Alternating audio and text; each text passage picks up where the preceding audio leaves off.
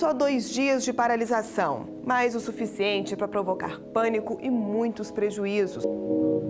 Tinha lojas inteiramente vazias, não tinha nada dentro. Aqui na nossa loja, gente, muitas coisas foram lesadas, foram levadas mesmo. 3 meses depois, a greve de policiais e bombeiros militares ainda gera consequências em Pernambuco. O Via Legal de hoje mostra uma delas, a decisão que obriga os responsáveis pelo movimento a indenizar o Estado. O dinheiro que foi utilizado, foi pago pela União para o deslocamento dessas forças, não pode ser custeado nas costas de toda a sociedade.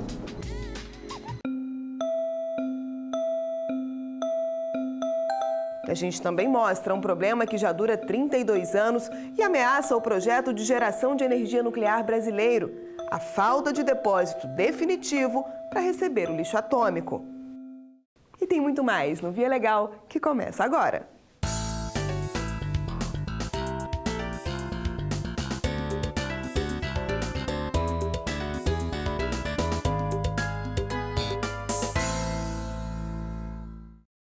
Os dois lados têm argumentos convincentes e a questão é extremamente polêmica.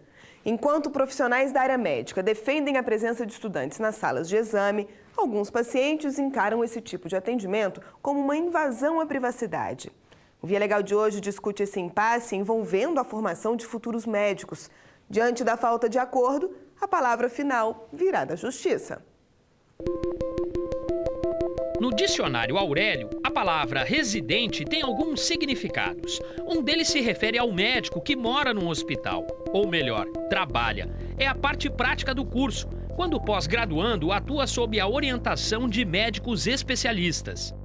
Se eu não tivesse sido uma residente, neste hospital ou porventura em algum outro local, eu não seria plantonista hoje, não teria condições de atender a população de uma maneira geral na minha especialidade. O efeito prático desse tipo de formação é que o atendimento é feito por mais de um profissional, ou até por alunos, que ainda não saíram da faculdade. O problema é essa situação, que nem sempre é aceita pelos pacientes. Aqui no Hospital Universitário de Rio Grande, uma grávida não permitiu que estudantes de medicina acompanhassem um exame. E o caso acabou na justiça. Ela se sentiu um pouco incomodada com aquilo e então não houve atendimento, recorreu ao Ministério Público Federal, lá em Rio Grande, e os colegas então impetraram a ação. A ação movida pelo Ministério Público Federal foi julgada improcedente tanto pela Vara Federal de Rio Grande quanto pelo Tribunal Regional Federal da 4ª Região. O tema é tão polêmico que foi parar no Supremo Tribunal Federal. De um lado estão os residentes que defendem essa forma de aprendizagem. Do outro estão pacientes que, dependendo do caso, podem se sentir constrangidos com a presença de mais esse profissional durante o atendimento. Fora dos tribunais, muita gente parece concordar com a necessidade desse treinamento para a formação dos futuros médicos. Pelo meu ponto de vista, eu acho que não teria problema, porque eles estão estudando para esse tipo de coisa, né? Porque se a gente diz assim, eles não precisam estar por perto, a pessoa exigir isso, que eles não estudem, mas como é que eles vão aprender? A gente tem que aceitar, né? É um pouco constrangido, mas o que a gente pode fazer? Tem que aceitar, se é para a nossa melhora. A diretora do Hospital Universitário de Rio Grande preferiu não comentar o caso da gestante, mas garante que médicos e estudantes são orientados a respeitar a privacidade dos pacientes. O constrangimento ele não pode haver, nem o constrangimento ao usuário, nem o constrangimento aos trabalhadores e muito menos à gestão. A dignidade do ser humano, ela está acima de qualquer possibilidade. Nós trabalhamos aqui com a dignidade do ser humano. E a dignidade, ela sempre será a primeira prerrogativa aqui no Hospital Universitário.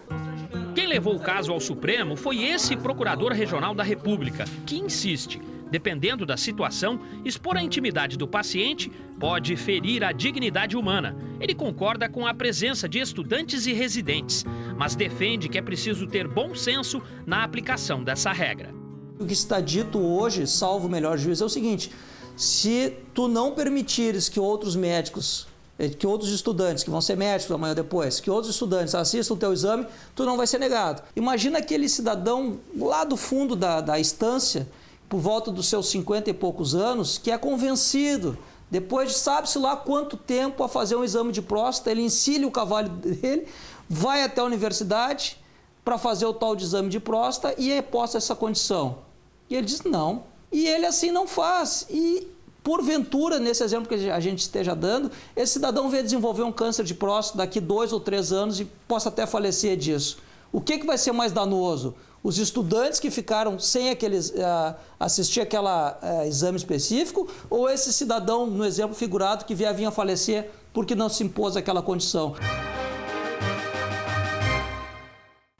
No Brasil, uma farmácia só pode funcionar se tiver um farmacêutico de plantão. Uma regra indiscutível, que não se aplica a lojas que vendem apenas ervas medicinais e produtos naturais. Como muitas empresas ignoram esse limite e oferecem remédios aos consumidores, o setor entrou na mira da fiscalização. Veja o desfecho desse impasse na reportagem de Érica Rezende. Há tempos, elas são usadas na prevenção e no tratamento de muitas doenças. Os benefícios das ervas medicinais passam de geração em geração e elas são tão populares que cada um tem a sua receita. Eu tomo assim 2, 3 copos de chá de hortelã por dia, às vezes gelado, às vezes quente, mas me sinto muito bem. Para pressão alta, diabetes, para emagrecer também. Espinha santa, hortelã, canela, cravo. De camomila, erva doce, ele traz uma sensação de relaxamento. E o chá verde, depois das refeições, ele ajuda assim no metabolismo, na digestão. Quase todo mundo, pelo menos, já ouviu falar de alguma planta, folha, casca ou raiz que ajuda a aliviar os sintomas de um resfriado ou um mal-estar. As chamadas drogas vegetais são facilmente encontradas em feiras ou em casas como esta, mais conhecida como ervanaria. O problema é que, além da planta, algumas lojas também vendem medicamentos naturais, o que é proibido por lei. Medicamentos só podem ser vendidos em farmácias e drogarias, é a lei brasileira. E muitas vezes essas empresas que são apenas lojas de produtos naturais acabam trabalhando com medicamentos, o que é ilegal. Em São Paulo, a fiscalização desse tipo de comércio é feita pelo Conselho Regional de Farmácia. A entidade defende a presença de um técnico farmacêutico nas ervanarias, com a justificativa de que o consumo indevido de ervas e medicamentos naturais pode oferecer riscos à saúde. A planta ser de uma espécie medicinal não quer dizer que ela tenha propriedade medicinal. Se ela for cultivada de maneira inadequada, ela pode não ter ali os princípios que fazem daquela planta uma planta medicinal. Então, a presença do farmacêutico é necessária para comprovar que toda a cadeia, desde o cultivo da planta até a chegada, até o processamento desse produto para ser oferecido ao consumidor, seja adequado e cumpra o objetivo que se propõe. Seu Antônio diz que se preocupa com a procedência dos produtos que vende. Por isso, faz questão de ter um farmacêutico na loja. Além de atestar a qualidade das ervas, o profissional orienta os consumidores. Vai ter que saber o que está tomando, né, Fábio? Não é chegar a tomar o chá e falar que vai curar aquilo. Não. Tem que ter sempre acompanhamento do médico ou orientação do farmacêutico. Mas o comerciante é uma exceção. Apesar dos riscos, a maioria das ervanarias insiste em vender medicamentos, mesmo sem ter um profissional da área de farmácia. Por causa desse comportamento, muitos estabelecimentos foram notificados e até multados pelo Conselho. Mas nem todos os comerciantes concordam com essa exigência. Aqui em São Paulo, o impasse foi parar na Justiça. A decisão mais recente é do Tribunal Regional Federal e favorece as ervanarias. Pela sentença, os estabelecimentos que vendem apenas plantas medicinais não são obrigados a ter um farmacêutico no quadro de funcionários. Na decisão, a desembargadora explicou que, de acordo com a lei, apenas farmácias e drogarias são obrigadas a contratar um farmacêutico. Já as lojas que vendem ervas ou produtos naturais estão livres desta obrigação. Mesmo assim, o consumidor deve ficar atento à origem e à qualidade das ervas. Sempre procurar a opinião de especialista e prestar muita atenção em você mesmo. Então, perceber, usou alguma coisa diferente, perceba os sintomas, se acontecer alguma coisa diferente, relate para um profissional da saúde. Ninguém duvida dos benefícios dos produtos naturais, mas é preciso ter cuidado para não errar na escolha, nem exagerar na dose. Você pode pegar uma folhinha e de repente não ser aquilo que você está pensando.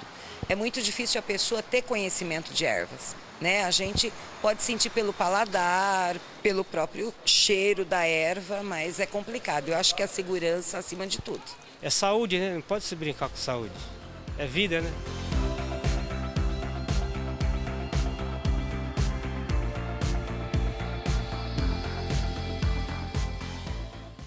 Já se passaram 32 anos desde que o Brasil ganhou a primeira usina nuclear. É muito tempo, mas até hoje a estrutura que recebe o lixo atômico das 2 unidades em funcionamento é provisória. Uma irregularidade grave que foi parar na Justiça e pode até mesmo impedir que a terceira usina comece a gerar energia para o país. Litoral sul do estado do Rio de Janeiro. Um cenário que combina mata preservada com um oceano repleto de ilhas paradisíacas. E é em meio a essa paisagem de tirar o fôlego que está a Central Nuclear de Angra.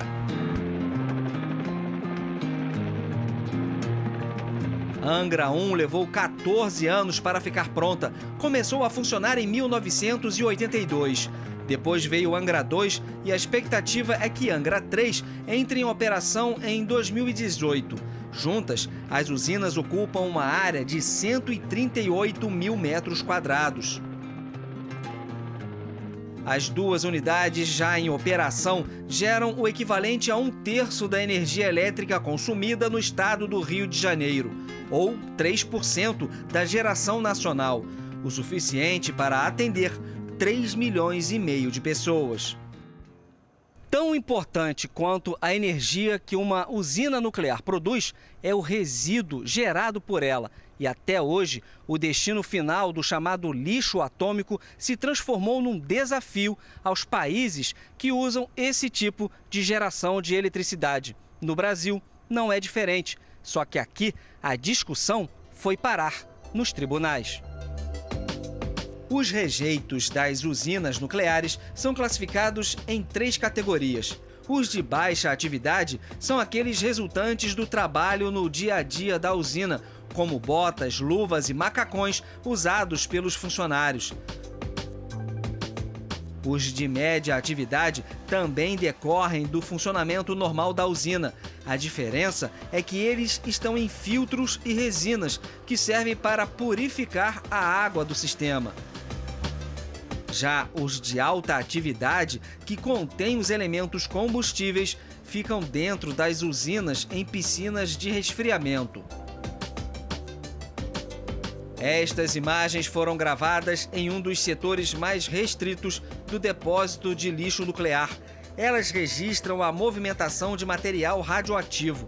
Aqui, o armazenamento é feito de dentro de uma cabine blindada.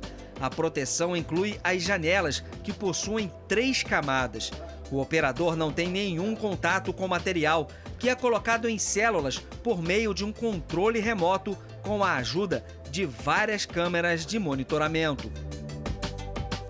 O problema é que a estrutura é considerada provisória, inclusive pelas autoridades que administram o Programa Atômico Brasileiro. Nós estamos fazendo aqui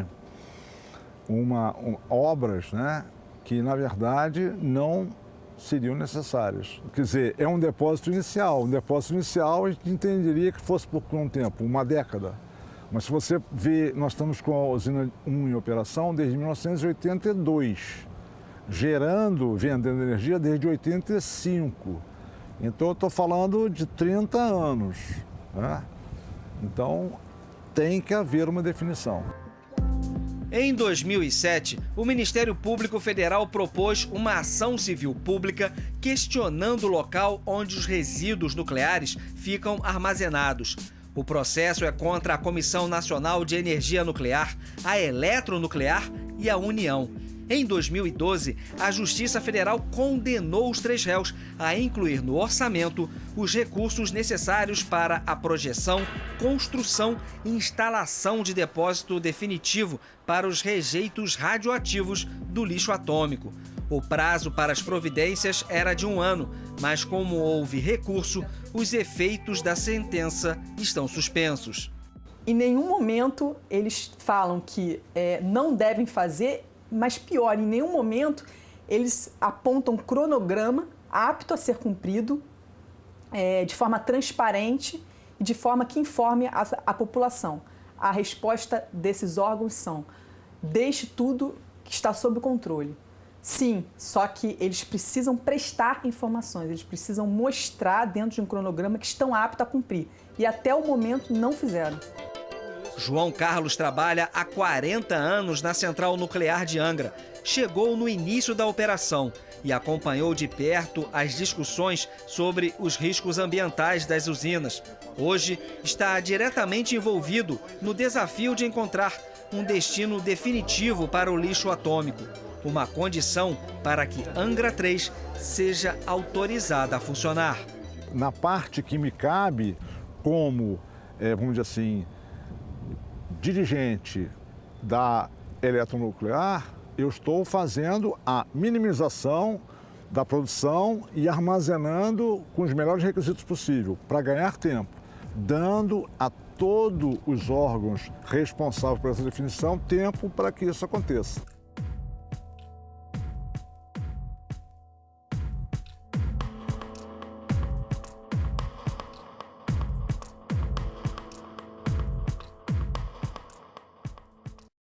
Quando se trata dos direitos de pessoas com deficiência, o Brasil tem evoluído, pelo menos no papel. A legislação garante uma série de benefícios a esses cidadãos, mas nem todos estão disponíveis. Quem tem a chamada visão monocular, por exemplo, dificilmente consegue viajar de graça pelo país. Antônio perdeu a visão do olho direito quando ainda era um bebê. Eu tinha 6 meses de nascido, era bebezinho, né? E adoeci da muleira. Minha mãe, que era dona de casa, não tinha condições de me levar no médico e arrumou na vizinha um remédio caseiro para colocar na muleira. E esse remédio escorreu para o olho e queimou a lente do olho. Hoje, aos 33 anos, a deficiência ainda é um desafio, mas ele conta que os maiores problemas foram na infância e juventude.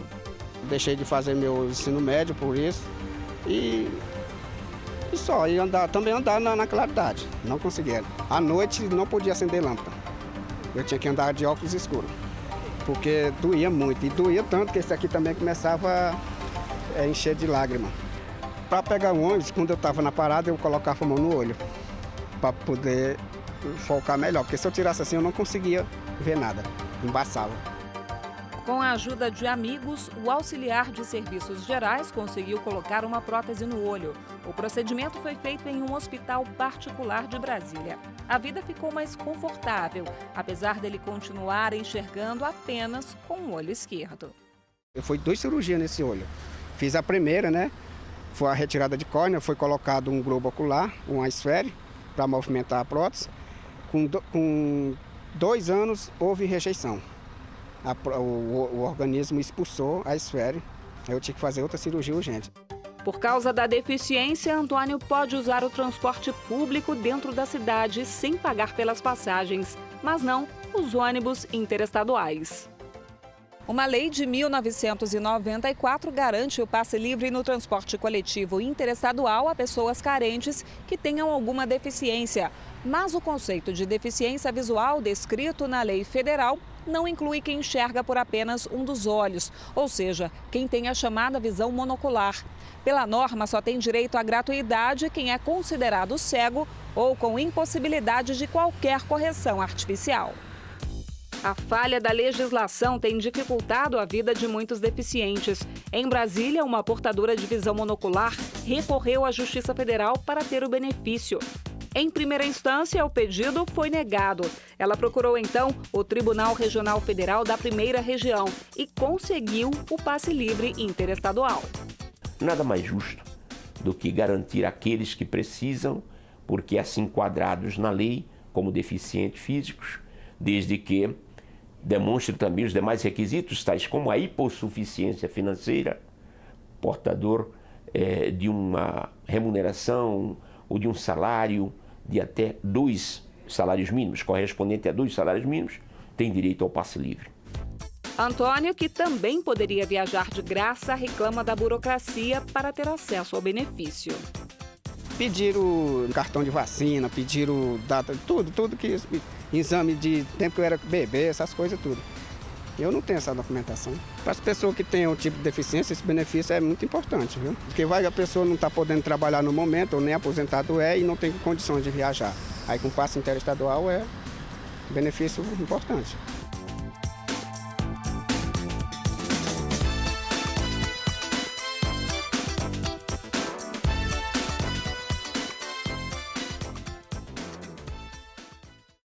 Via Legal já exibiu outras reportagens que mostram a luta de pessoas com deficiência para ter acesso a benefícios previstos em lei.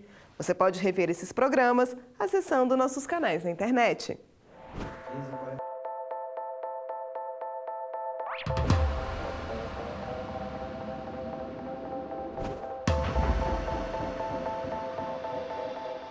Assaltos, lojas saqueadas e medo, muito medo.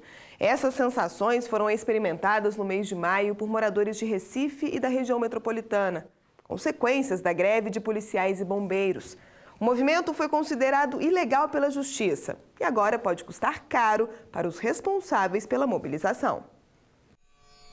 Abreu e Lima fica na região metropolitana de Recife. Recentemente, a cidade de 100 mil habitantes ganhou destaque nacional por imagens fortes como essas, que mostram lojas depredadas e saqueadas. Um quadro que parece retratar cenas de guerra. A onda de crimes e violência aconteceu entre os dias 13 e 15 de maio, durante a greve da Polícia Militar e Bombeiros. A paralisação foi curta, mas suficiente para deixar fortes marcas no comércio local. A cidade ficou totalmente destruída e os prejuízos foram grandes, tão grandes que até hoje nós estamos tendo reflexo desse prejuízo. A gerente desta loja relembra os momentos de terror vividos por ela e outros comerciantes. Muitas coisas foram lesadas, foram levadas mesmo, material de informática que foram todos danificados, equipamentos que foram quebrados. Iderlândia não sabe quando vai conseguir recuperar os danos financeiros. Por enquanto, a maior preocupação é colocar as contas em dia. Apesar disso, ela mantém a loja com as portas abertas. Já essa rede de supermercados preferiu fechar a filial atingida pelo vandalismo. É que o investimento para a reconstrução seria alto demais. Cerca de 60 funcionários foram prejudicados com o encerramento das atividades da empresa. Na capital pernambucana também foram muitos os danos registrados durante a greve dos policiais. Os arrastões se repetiram em várias partes da cidade. Nas ruas prevaleciam o medo e silêncio. Este psicólogo relata o que testemunhou naquele dia. Eu moro há 4 anos aqui nessa área e nesse período eu nunca presenciei um assalto. Num dia só, no intervalo de 2 quadras, eu presenciei 3 assaltos. A ausência da polícia nas ruas aumentou os registros de violência e, é claro, fez com que a sensação de insegurança fosse compartilhada por toda a população. Diante do quadro, a Força Nacional foi deslocada para a capital pernambucana. Pelos cálculos da União, a medida provocou um gasto extra de R$1 milhão. Como a Justiça reconheceu a ilegalidade da greve, o governo pediu e conseguiu que as contas fossem repassadas para as 2 associações envolvidas na manifestação. Cada uma delas deve arcar com metade dos custos referentes ao envio do reforço policial. O dinheiro que foi utilizado, foi pago pela União para o deslocamento dessas forças, não pode cair, não pode ser custeado nas costas de toda a sociedade. Este advogado, especialista em direito sindical, explica por que a greve de policiais militares e dos bombeiros é ilegal. O servidor público em si, ele tem o direito à greve, aquela greve que está inserida no artigo 37 da Constituição. Porém, em algumas classes, em algumas organizações específicas, como as Forças Armadas e a Saúde, é vedado a greve, a sindicalização e a greve. O processo é contra a Associação dos Praças de Pernambuco, a ASPRA, e a Associação Pernambucana de Cabos e Soldados Policiais e Bombeiros Militares, a ACSPE, que alega não ter participado da greve. A entidade sustenta que a diretoria está impedida judicialmente de tomar decisões, um argumento que é rebatido pela Advocacia Geral da União. O fato dela estar sob intervenção, feito ela alega, não impede que na prática, que foi o que aconteceu em nossa visão, ela efetivamente participe do movimento. Nós observamos que foi a realidade dos fatos. Já o subtenente, que dirige a Associação dos Praças, diz que a entidade recorreu da decisão para não ser obrigada a pagar a conta. Ele alega que a categoria não reivindica apenas reajuste salarial e afirma: a falta de posicionamento do governo em relação a problemas enfrentados pela corporação foi a gota d'água para a paralisação.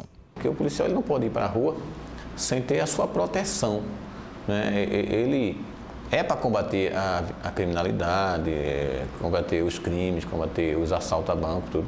Mas ele tem que ter aquela proteção que é o colete, ele tem que ter uma viatura que funcione normalmente, ele tem que ter uma arma adequada, ele tem que ter algemas, ele tem que ter esses equipamentos que está faltando. Como forma de garantir o ressarcimento das despesas aos cofres públicos, a Justiça bloqueou contas bancárias e repasses financeiros feitos às associações condenadas. O subtenente lamenta o fato e diz que luta há mais de 10 anos por melhorias para a categoria. O representante dos policiais diz que há uma incoerência entre o que diz a lei e o que ocorre na prática. É um contrassenso, é dizer assim, eu uso o mecanismo de você de proibir você fazer aquilo. Só não vou dar os meios para você trabalhar.